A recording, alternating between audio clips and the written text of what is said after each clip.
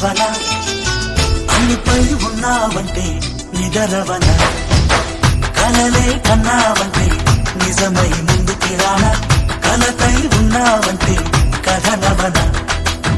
అమ్మలో ఉండే సగం అక్షరం నేనే నాన్నలో రెండో సగం లక్షణం నేనే అమ్మ తోడు నాన్న తోడు అన్ని నీకు అన్నే చూడు చెల్లిపోని బంధం